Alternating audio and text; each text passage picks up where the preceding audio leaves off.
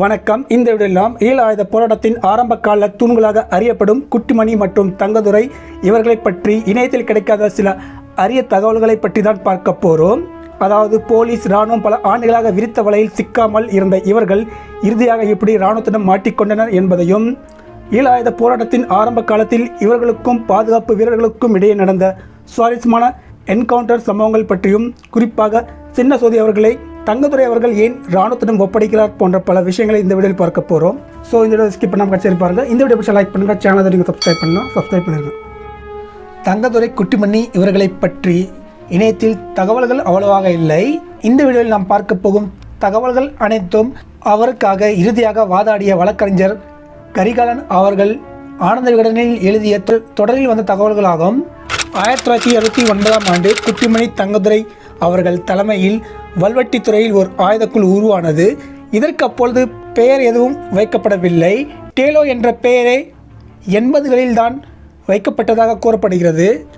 இந்த அமைப்பில் இருந்த ஆரம்பகால முக்கிய உறுப்பினர்கள் சிலர் செட்டி, பெரிய சோதி, சின்ன சோதி, கண்ணாடி, ஸ்ரீ சபாரத்னம் மற்றும் தலைவர் பிரபாகரன் அவர்கள் ஆவார். 1921ஆம் ஆண்டு ஆயுத பூஜையுடன் தமிழ் இளைஞர்கள் அரிச்சுவடி துவங்கிய காலகட்டம். அதே காலகட்டத்தில் ஜேவிபி கிளர்ச்சி முறியடிக்கப்பட்டிருந்தாலும் தமிழ் இளைஞர்கள் மனம் தளராமல் போராட்டத்தை முன்னெடுத்து செல்ல ஆர்வத்தோடு இயங்க ஆரம்பித்தனர். அப்போது ஊரடங்கு அமலில் இருந்த காலகட்டம். வல்வெட்டித்துறையில் இருந்த தங்கதுரை அவர்களது வீட்டுக்கு அருகில் ஒரு பிள்ளையார் கோயில் இருந்தது. அதன் ஒரு புறம் ஒதுக்குப்புறமாக இருந்தது போராளிகளின் ஆயுத உற்பத்தி சாலை. அந்த கோயில் கோபுரத்தின் மீது ஒரு சிறுவனை காவலுக்கு நிறுத்தியிருப்பார்கள்.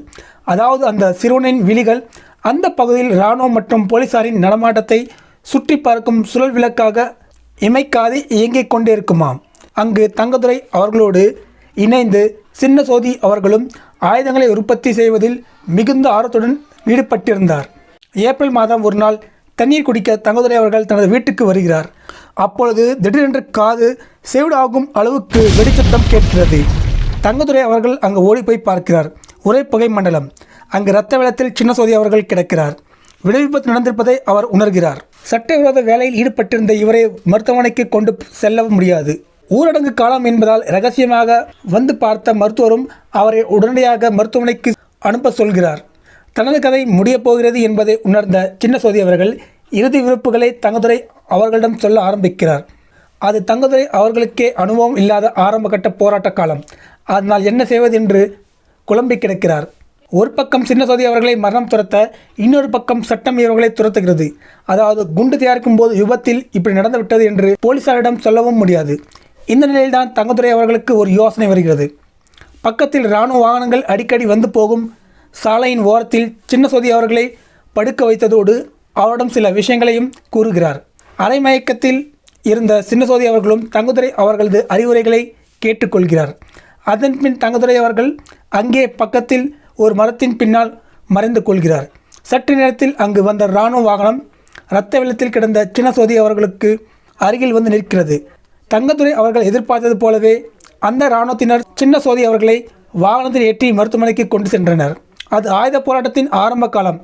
தமிழ் போராளிகள் பெரிய தாக்குதல் எதுவும் நடத்தாத காலம் என்பதால் இராணுவம் போராளிகளை சாதாரண கிரிமினல்ஸ் என்ற வகையில் மட்டுமே பார்த்ததை ஒழிய பிற்காலத்தில் தீவிரமாக தேடுதல் வேட்டை நடத்தியது போல் அப்பொழுது அங்கு சூழ்நிலை இல்லை. இதனை தங்களுக்கு சாதகமாக பயன்படுத்தி கொண்ட தங்கதுரை அவர்கள் சின்ன சோதி அவர்களது உயிரை காப்பாற்ற அவரை இராணுவத்திடம் சிக்க வைக்கிறார். வெடி விபத்து ஏற்பட்ட இடத்திலிருந்து மெயின் ரோடு வரை ரத்தம் சிந்தி கிடந்தது. அந்த தடயங்களை அனைத்துமே அழிப்பது தங்கதுரை அவர்களுக்கு பெரும்பாடாக இருந்தது. மருத்துவமனையில் சின்ன சோதி அவர்களிடம் போலீசார் விசாரணை நடத்துகின்றனர்.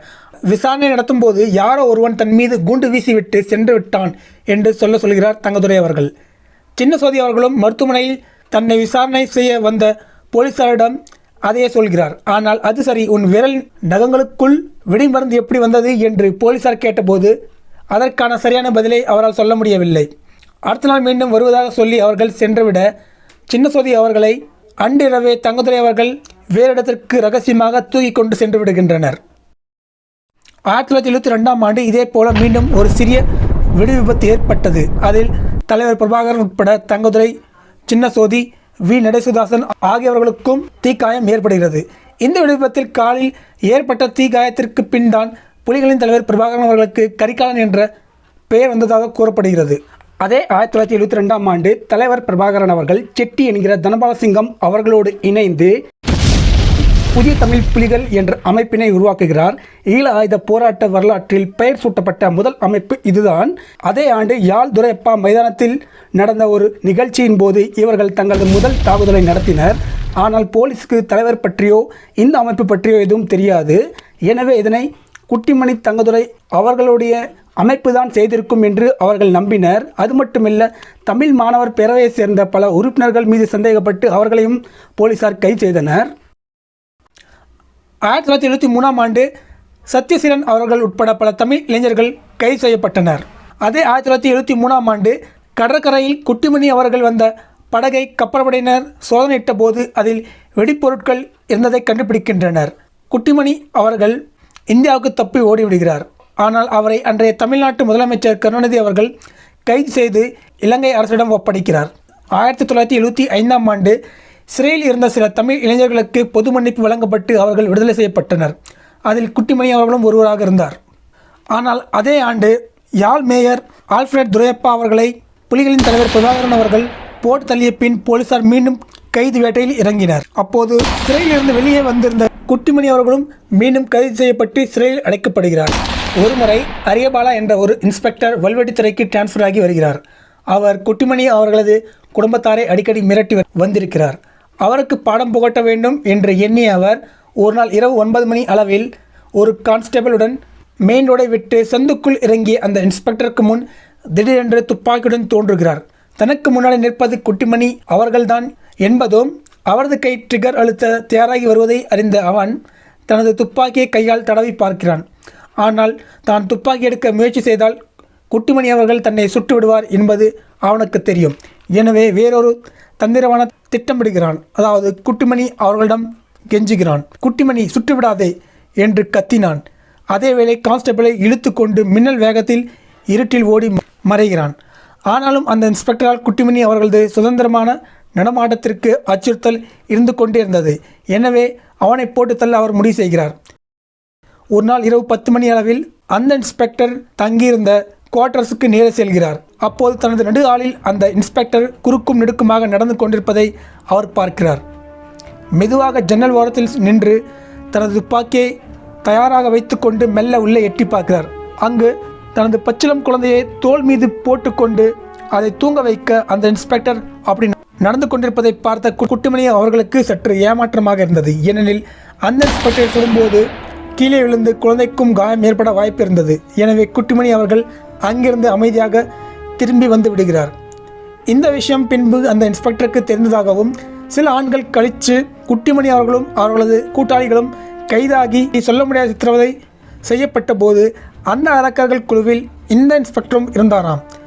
தங்கதுரை, ஜெகன் போன்ற மற்றவர்களை அவர் கொடூரமாக சித்திரவதை செய்வாராம். ஆனால் குட்டிமணி அவர்களை அவன் ஒரு நாளும் எதுவும் செய்யவில்லையாம். சித்திரவதை செய்வதற்கான ஏற்பாடுகளை செய்துவிட்டு ஒதுங்கிக் கொள்வானாம்.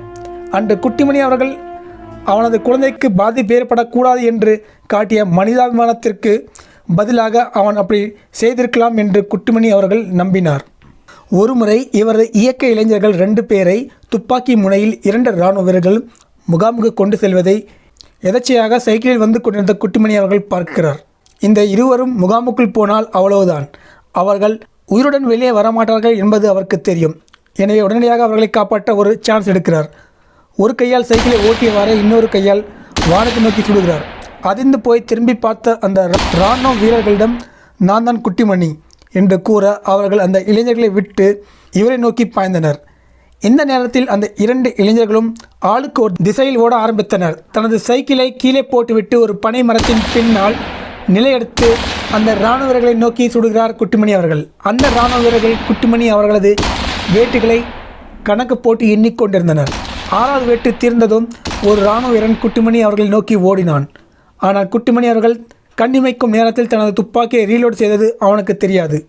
6 வேட்டு தீர்ந்த பின் 7வது வேட்டு தன்னை நோக்கி வருவதை பார்த்து அவன் பதறிப்போய் இன்னும் வேட்டிற்கு ஓடு என்று தனது சகாவிடம் சொல்லி பின்னோக்கி ஓடினான். அவர்களை விரட்ட ஒரு கையால் சுட்டவாறே இன்னொரு கையால் சைக்கிளை எடுத்துக்கொண்டு வல்வெட்டித்துறை சந்தைக்கு வந்து சேர்கிறார் குட்டிமணி அவர்கள். அங்கிருந்த மக்களை எச்சரிக்கிறார். அதாவது தனது கோபத்தை மக்கள் மீது காட்டும் என்பது குட்டிமணி அவர்களுக்கும் மக்களுக்கும் நன்றாக தெரியும். அதனால் கடைக்காரர்கள் கடையை மூடிவிட்டு தெருவில் இருந்த மக்களும் தங்கள் வீடுகளுக்கு ஓடி சென்று மறைந்து கொண்டனர். எதிர்பார்த்தது போலவே பாதுகாப்பு வீரர்கள் அங்கு வந்து ருத்ரதாண்டவம் ஆடிவிட்டு சென்றனர்.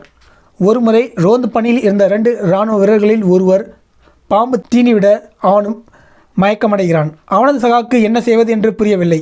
இராணுவத்தின் மீது இருந்த வெறுப்பால் மக்கள் யாரும் அவர்களுக்கு உதவி செய்ய முன்வரவில்லை. இந்த விஷயம் குட்டிமணி அவர்களுக்கு தெரிய வர அவர் அங்கிருந்த மக்களை கடிந்து கொண்டார். உடனே ஒரு வாகனம் ஏற்பாடு செய்து அந்த இராணுவ வீரனை ஹாஸ்பிட்டலுக்கு அனுப்பி வைத்தார். சில நாட்கள் கழித்து 2 இராணுவ வீரர்கள் குட்டிமணி அவர்களது வீட்டிற்கு வருகின்றனர். இதை பார்த்து அவரது தாய் பதறுகிறார். தனது மகனை கைது செய்யதான் அவர்கள் வந்திருக்கிறார்கள் என்று அவர் நினைக்கிறார். ஆனால் வந்தவர்கள் குட்டிமணியிடம் கொடுக்குமாறு ஒரு பார்சலை அவரது தாயிடம் தந்துவிட்டு செல்கின்றனர்.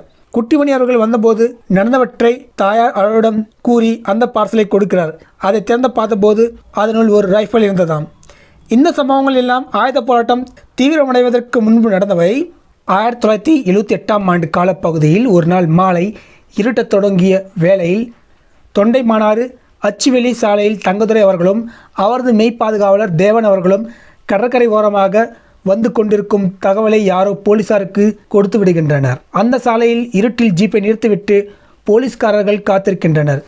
இருவரும் நெருங்கி வந்தபோது ஒருவரை பாய்ந்து பிடித்த போலீஸ்காரன் ஒருவன், அடே தங்கதுரை, அகப்பட்டாயா என்று கத்தினான். தங்கதுரை அவர்கள் பற்றி அப்பொழுது போலீஸுக்கு ஒன்றும் தெரியாது. அங்க அடையாளம் என்ற வகையில் அவர் அப்போது மீசை வைக்க மாட்டார் என்று ரெக்கார்டில் இருந்தது. எனவே இருட்டில் தன்னிடம் பிடிப்பட்டவரின் முகத்தை கையால் தடவி மீசை இருக்கா இல்லையா என்று சோதித்து பார்க்கிறார்.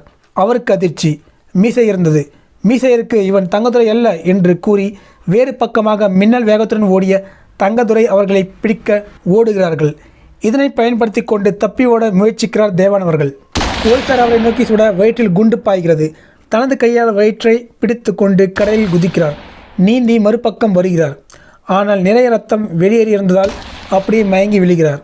போலீஸ்காரர்கள் அவரை தேடி தேடி சலித்து போய் அங்கிருந்து திரும்புகின்றனர். அன்று இரவே அவரை தேடி பிடித்த தங்கதுரை அவர்கள் அவரை மீட்டு மருத்துவமனையில் சேர்த்து காப்பாற்றுகிறார்.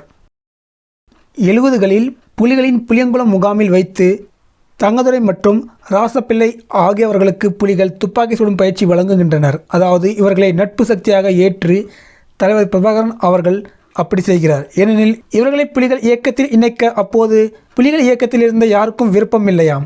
இவர்களை நட்பு சக்தியாகவே, அதாவது பிரதர்ஹுட் என்ற வகையில் மிகவும் மரியாதையுடன் நடத்தினர். 1979-80 காலகட்டத்தில் புலிகள் இயக்கத்தில் பிளவு ஏற்பட்டு தலைவர் பிரபாகரன் அவர்கள் வெளியேறி சற்று காலம் குட்டிமணி அவர்களது குழுவோடு இயங்குகிறார்.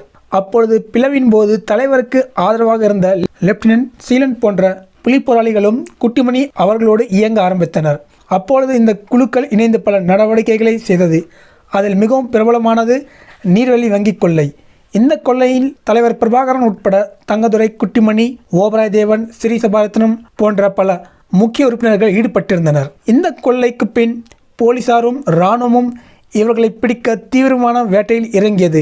குறிப்பாக யாழ்குடா முழுவதும் பல வலைகளை விரித்து காத்திருந்தது.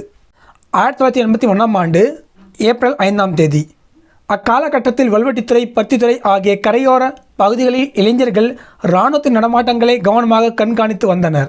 அன்றும் கப்பற்படையினரின் ட்ரக் வண்டிகள் மணற்காடு பக்கமாக வேகமாக செல்வதையும் சுமார் 1 மணி நேரம் கழித்து அதே வேகத்துடன் திரும்பி வருவதையும் கண்ட இளைஞர்கள் பின்பு இராணுவத்தின் வாகனங்கள் வேகமாக அங்கும் இங்கும் திரிவதை கண்டதும் ஏதோ நடக்கக்கூடாதது ஒன்று நடந்துவிட்டது என்பதை ஊகித்து விட்டனர்.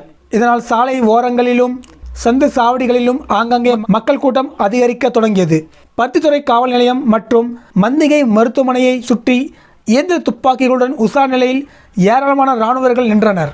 இதை பார்த்து மிரண்டு போன மக்கள் ஒதுக்குப்புறத்தில் நின்று மருத்துவமனையில் வாசலையே பறக்க பறக்க பார்த்து கொண்டிருந்தனர். இதேவேளை தனது தம்பி மருத்துவமனையில் உயிர்காக போராடிட்டு இருக்கிறான் என்பதை அறிந்த குட்டிமணி அவர்களது அக்கா யோகலட்சுமி அவர்களும் கண்ணீரோடு வாடகை வண்டி பிடித்து அங்கு வந்து சேர்கிறார். இராணுவ வீரர்களின் பாதுகாப்பு வளையத்தை உடைத்து தனது தம்பியை பார்க்க முயற்சி செய்கிறார். அந்த வேளையில் அங்கிருந்த இளைஞர்கள் அவரிடம் மன்றாடி அவரை பாதுகாப்பாக பின்னுக்கு கொண்டு வந்தனர். ஏனெனில் அந்த மாதிரியான சூழலில் ஒரு தமிழ் பெண் அங்கு சென்றால் அங்கு அவருக்கு என்ன நடக்கும் என்பது இந்த இளைஞர்களுக்கு நன்றாகவே தெரியும். சரி, என்று என்னதான் நடந்தது? 1981ஆம் ஆண்டு ஏப்ரல் மாதம் 5ஆம் தேதி அன்று பருத்தித்துறை மலர்காடு கடற்கரையில் புதை மண்ணில் குட்டிமணி, தங்கதுரை, அவரது மெய் பாதுகாவலர் தேவன் ஆகிய மூவரும் இந்தியா தப்பி செல்லும் திட்டத்தோடு சென்று கொண்டிருந்தனர். திடீரென்று கப்பற்படை ட்ரக் வண்டிகள் அங்கு தோன்றியது இந்த 3 பேரையும் மலைத்து விட்டது. அவர்களிடம் இருந்தது ஒரே ஒரு பிஸ்டல்.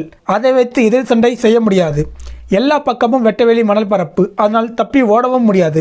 வசமாக சிக்கிக் கொண்டனர் இந்த மூவரும். அப்பொழுது அவர்களை நோக்கி வரும் படையினரை நோக்கி தானும் வேகமாக ஓடி தனது பிஸ்டல் கூண்டின் ரேஞ்சுக்குள் அவர்கள் வந்தவுடனே சுட்டு தள்ள குட்டிமணி அவர்கள் நினைக்கிறார். ஆனால் அதற்குள் எதிரி பக்கத்திலிருந்து இயந்திர துப்பாக்கி குண்டு வந்துவிடும் என்பதால் அந்த எண்ணத்தை கைவிடுகிறார். ஆனாலும் எதிரியிடம் சிக்கிவிடக் கூடாது என்று எண்ணிய குட்டிமணி அவர்கள் தனது தலையில் துப்பாக்கி வைத்து சுடுகிறார். அவரது துரதிர்ஷ்டம், மணலில் கால் புதையுண்டு அவர் தடுமாறி துப்பாக்கி குண்டு அவரது தலைக்கு பின்னால் பாய்கிறது. கொஞ்ச நேரமாவது அவங்களோட மோத சந்தர்ப்பம் இல்லாமல் செம்மறியல் போல் பிடிப்பட்டு விட்டோம். அதை நினைச்சுதான் வேதனையா இருக்கு என்று பின்பு வழக்கறிஞர் கரிகாலன் அவர்களிடம் கூறியிருந்தார் குட்டிமணி அவர்கள். தோற்றாலும் பரவாயில்லை, ஆனால் துப்பாக்கி சமர் ஒன்றை நடத்தி எதிர்த்து போர் புரிய வாய்ப்பில்லாமலே தாங்கள் கைதானதை குறித்துதான் அவர்கள் பெரிதும் வருத்தப்பட்டனர். ஆனால் மிகவும் ரகசியமாக பாதுகாக்கப்பட்ட இவர்களது மணற்காட்டு நகர்வுகள் பற்றி கப்பற்படைக்கு யார் தகவல் கொடுத்திருப்பார்கள் என்ற கேள்வி எல்லோர் மனதிலும் இருந்தது. கைது செய்யப்பட்ட மூவரும் பருத்தித்துறை காவல் நிலையத்திற்கு கொண்டு செல்லப்பட்டனர். காயத்தால் ரத்தம் வெளியேறியதால் குட்டிமணி அவர்கள் மருத்துவமனைக்கு கொண்டு செல்லப்பட்டார். தங்கதுரை மற்றும் தேவன் அவர்களும் யாழ் காவல் நிலையத்திற்கு கொண்டு செல்லப்பட்டனர். அதே போல மேல் சிகிச்சைக்காக குட்டிமணி அவர்கள் யாழ் மருத்துவமனைக்கு கொண்டு செல்லப்படுகிறார். அப்போது அங்கிருந்த நர்ஸ்களிடம் தனக்கு ஏதாவது விஷ ஊசி போட்டு கொண்டு விடுமாறு அவர் கெஞ்சுகிறார். போலீஸ் கஸ்டடியில் அடுத்த ஒரு மாத காலம் தானும் தனது சகாக்களும் அனுபவிக்க இருக்கும் நரக வேதனை பற்றி அவருக்கு நன்றாகவே தெரியும். அவர்களும் கைது. குட்டிமணி அவர்களும் தங்கதுரை அவர்களும் கைதான பின் இவருடன் தொடர்புடைய, அதாவது இவர்களது குழுவில் இருந்த பல உறுப்பினர்களை இராணுவம் புதிய வீரியத்துடன் வேட்டையாட கிளம்பியது. அவர்களது பிரதான டார்கெட் ஜெகன் அவர்கள்தான். குட்டிமணி, தங்கதுரை அடுத்து மிக முக்கியமான உறுப்பினர் ஜெகன் அவர்கள்தான். 1981ஆம் ஆண்டு ஏப்ரல் 23ஆம் தேதி வெளிநாட்டுக்கு தப்பி செல்ல இருந்த இவர் அதற்கு 2 நாட்களுக்கு முன்பு தனது நண்பர் அமிர்தலிங்கம் அவர்களுடன் யாழ் முடவாடி என்னும் இடத்தில் தங்கியிருக்கிறார். ஏனெனில் சொந்த ஊர் வல்வெட்டித்துறையில் சிஐடி இவரது விட்டு 24 மணி நேரம் சுற்றி வந்தது. குட்டிமணி அவர்களது கைதுக்கு பின் பல நாட்கள் சரியான தூக்கம் இல்லாமல் இருந்தார் ஜெகன் அவர்கள். அப்படி இருந்தும் ஏப்ரல் 21ஆம் தேதி இரவு முழுவதும் பாதுகாப்பிற்காக உஷாராக தூங்காமல் விழித்து கொண்டிருந்தார். ஆனால் ஏப்ரல் 22ஆம் தேதி அன்று அதிகாலை சற்று கண் அசைந்து விட்டார். திடீரென்று போலீசார் ஜீப் சத்தமும் போலீஸ் பூட் சத்தமும் அவரது தூக்கத்தை கலைக்கிறது. திடுக்கிட்டு எழுந்த ஜெகன் அவர்கள் பதறிப்போய் வெளியே வந்து பார்த்தபோது 2 ஜீப் வண்டிகளில் போலீசார் ஏற்கனவே அங்கு வந்து இறங்கியிருந்தனர். அங்கு வந்திருந்த இன்ஸ்பெக்டருக்கு ஜெகன் அவர்களை அடையாளம் தெரியாது. அவரிடமே ஜெகன் இங்கிறது யாரு என்று கேட்கிறார். ஜெகன் அவர்களும் நைசாக உள்ளே என்று சைகை காட்டி இன்ஸ்பெக்டர் உட்பட அந்த போலீஸ் கோஷ்டி உள்ளே சென்றவுடன் வேகமாக அவர்களை கடந்து வெளியே நோக்கி நடக்கிறார். போலீசார் சந்தேகப்படுவதற்கு முன்பே வெளியே தாண்டி தப்பிவிடலாம் என்று நினைத்து அவருக்கு அதிர்ச்சி காத்திருந்தது. அதிகாலை விடுவதற்கு முன்பே இராணுவம் அவர் தங்கியிருந்த வீட்டை சுற்றி வளைத்து காத்திருந்தது அவருக்கு அப்பொழுதுதான் புரிந்தது.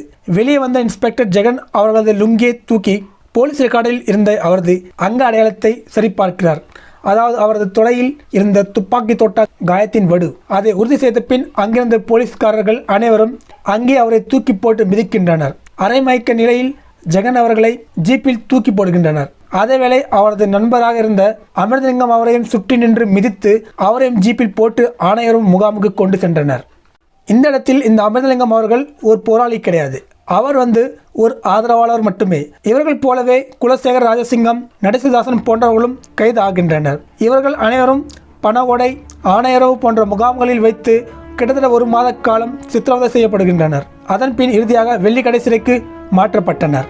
1983ஆம் ஆண்டு கருப்பு ஜூலையின் போது படுகொலை செய்யப்படும் வரை அவர்கள் அந்த சிறையிலே இருக்கின்றனர். இந்த வீடியோ பிடிச்சிக்கொண்டு இந்த வீடியோ பிடிச்சிருந்தா லைக் பண்ணுங்க, சேனலை சப்ஸ்கிரைப் பண்ணலாம், சப்ஸ்கிரைப் பண்ணிருங்க. நன்றி.